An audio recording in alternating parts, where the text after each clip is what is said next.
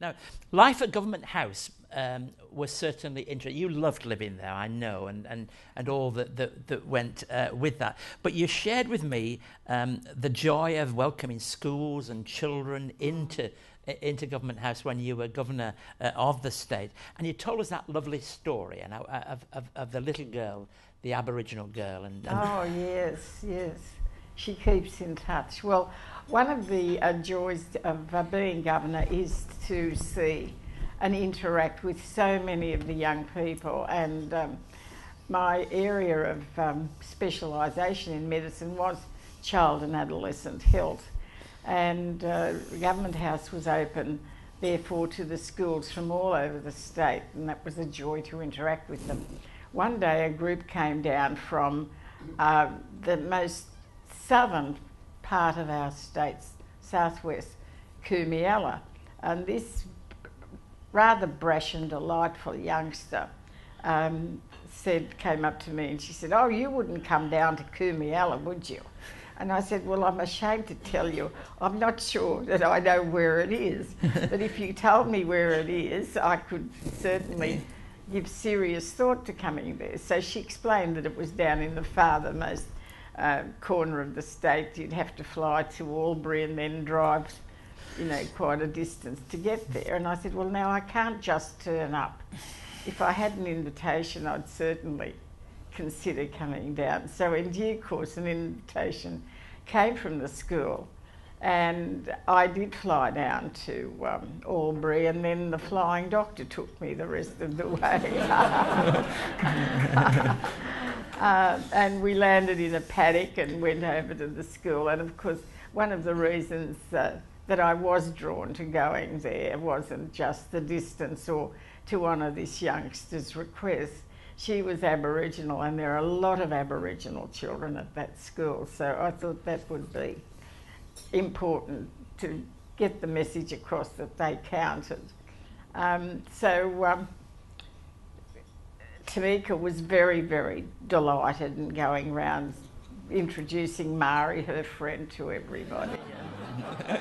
It was delightful. Come on, So I did whatever she wanted that day and then flew back to Sydney. But before I went, I said to her, "Well, now, okay, Tamika, I've done something for you and I've enjoyed every moment of it, but I want you to do something for me now."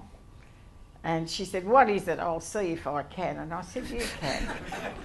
I want you to finish your schooling right through to the high school certificate and then go on after that and do something in a way that you can help your wonderful people, the longest living civilisation and culture on the planet, and we need people like you who are assertive." And so she said, "Okay." Well, we used to keep in touch by telephone.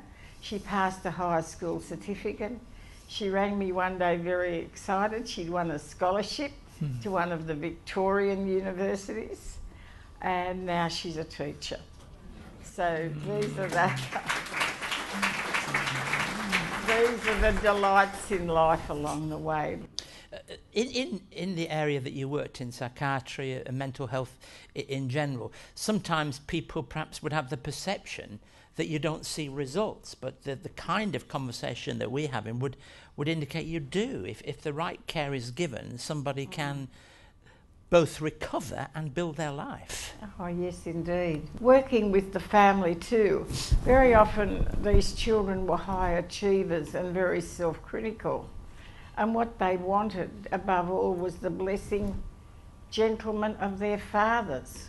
They knew that their mothers were there loving forever, but sometimes father, in his hope for the youngster to achieve their potential, may have appeared critical. So the role of the father is enormously important in young people achieving a very well-integrated life, I believe. One of the characteristics of your life is a genuine modesty about achievements, about things that matter to you. But I have to say that it was a joy to pray with you in your office and to know that the Christian faith means such a lot to you. You worship regularly at St James, a neighbour here of Wesley Mission, and of course this is such an important week in Holy Week, and I wondered if you'd be prepared to say something of what the Christian faith means to you, of what this week might mean to you. Oh, well, yes, indeed. The overriding thought I have is of the character of Jesus Christ. I think when we were chatting, I said, you know, he was a young man knocking around with his friends. You know, if any of them got out of line, he'd say, if you think you're so good, you know, you could translate what was going on with the disciples and Jesus into modern day Aussie language, really. And there was this man with an incredible capacity for love, and above all, his last words on the cross, Father, forgive them, they know not what they do.